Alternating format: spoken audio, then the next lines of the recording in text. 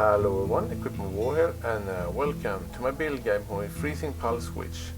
And I'm gonna do the usual. I'm gonna go over my passive skill tree, and then I'm gonna go over my gear, then my gems. So let's start with our skill tree. I am a witch. I took the spell damage in the beginning here, as you hopefully can see. Took Elemental Dominion. You can take the cast speed, but I'm not recommending it because it's not really worth it. It's a little bit too little cast speed for that. I went for the energy shield and mana regeneration way here to get deep wisdom, and then I get arcane focus. When you are up here with this intelligence, you can go this way to get this jewel socket here, which I'm using. I have annihilation, because crit chance is a really important part of this build.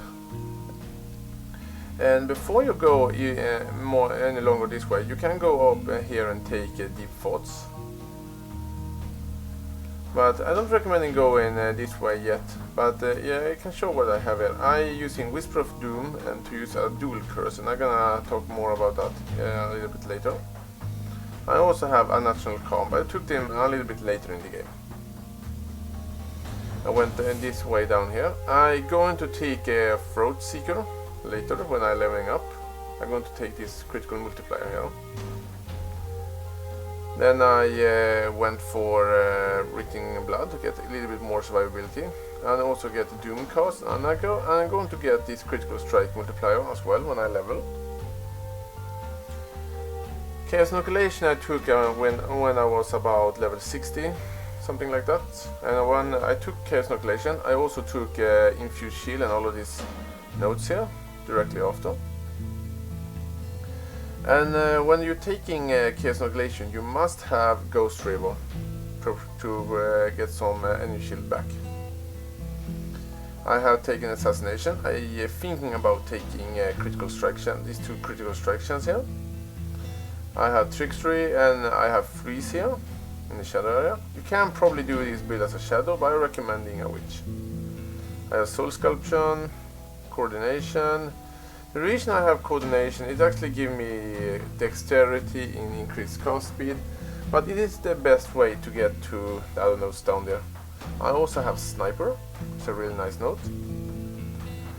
I have Valpact, because if you are a Chaos Inoculation, there are no reason not to take Valpact. It's a really nice note. I also have Charisma to have my mana, to get some more mana over so I can use more arrays and stuff. And finally I went for Mendling.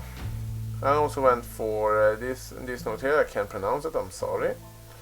But my idea is to get down to Patch of the Servant later, when I level up more. You can take Dreamer if you have a mana problem. And if I get some mana problem, I'm going to take Dreamer. And now we come to some fun facts. I'm actually using jewels. And one of them are energy from within.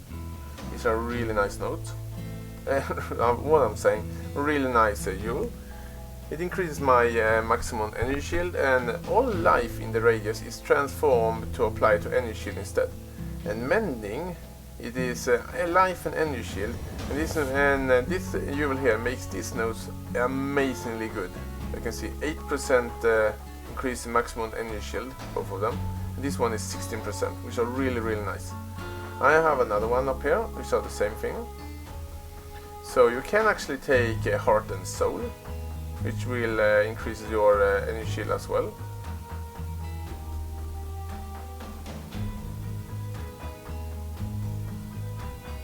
What I'm saying, I was thinking this was a life note, but I forgot. It's actually not a life note, so that was something I forgot.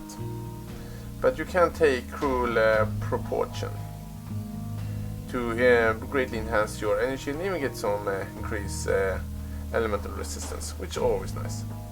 And that's pretty much my passive skill tree. As once again, if you have any question about my skill tree, ask me in the comments.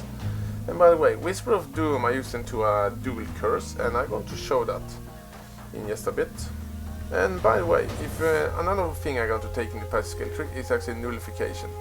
To get some increase energy shield recharge rate, and also get some elemental resistance, which are always nice. And by the way, as I said before, I have sniper because it increases my projectile speed. So let's go over our gear. My weapon, it is a dagger to increase the crit chance, and what you're gonna go for on your weapon, you can use a wand, no problem. Go for as high crit chance as you can get for spells, and as high critical multiplier you can get, and as high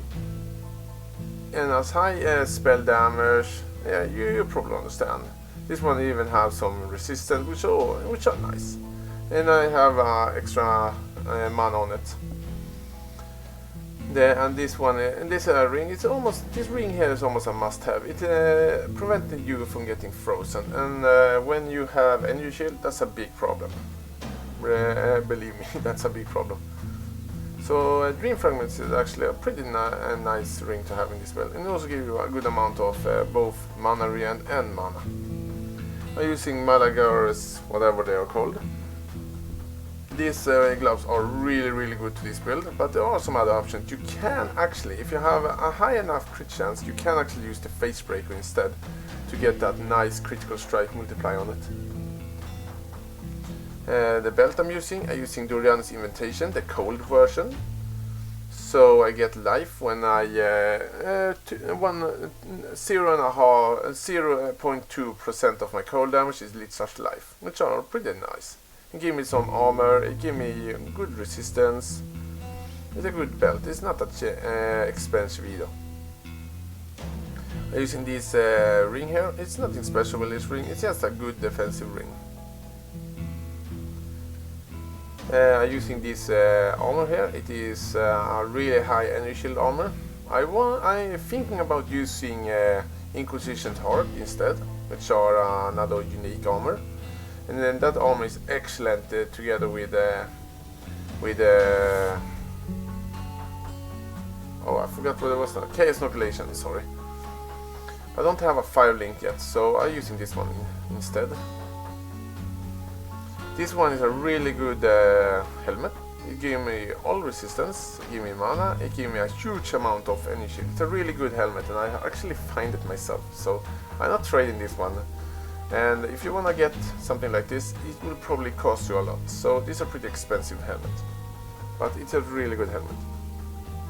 I'm using Eye of the Cthulhu, I think it's pronounced, which actually prevented me from getting stunned. It gave me a huge amount of item variety actually, and yeah, that's pretty much the reason you have it, to not get stunned, because stun is not fun. I'm using this shield here, which actually the sole purpose I have it increases my crit strike chance for spells, but it's not the best shield at all. It could be much better, but this is what I have. And I think finally it is my boots. They are Rainbow Stripes, and these are pretty much the best boots you can have. They are really amazing in many ways. They give you a good amount of maximum mana, it gives me good amount of energy, it gives me good amount of resistance and movement speed. They are just really good boots. And that's pretty much my gear. And now we're gonna go over my skill games, and I'm gonna try to do it as clear as possible for you guys. We're gonna start by my main setup, which are my Freezing Pulse setup. And that is Freezing Pulse, and remember, every time a Freezing Pulse is leveled up, it is increase the damage substantially. And I can actually show that right now. I hope you guys can see it is Freezing Pulse there. You can see my Freezing Pulse now, where all my auras doing 11,950.1.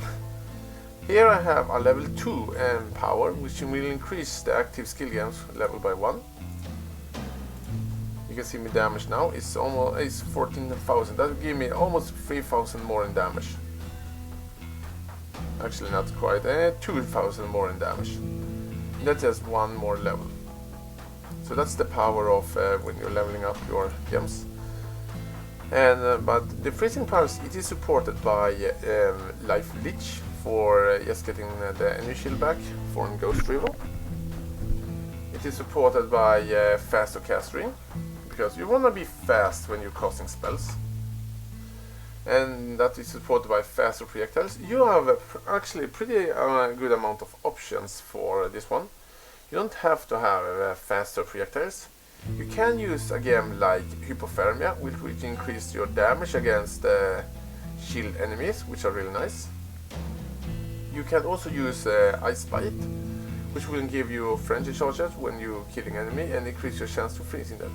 So there are a lot of options, and you can even use let's say multiple projectiles to actually fire more, make your freezing pulse much bigger, so you're hitting more enemies. But I prefer right now faster attacks, but you can use all of those. You can even use something like increased critical strike damage, strike chance, and strike damage. That's some options. And this last game I have it supported with, it is Spell Echo to really increase my cast speed. And my other setups, I actually using to protect myself, I using Summon Chaos Golem, which give me a little bit more protection against physical damage reduction.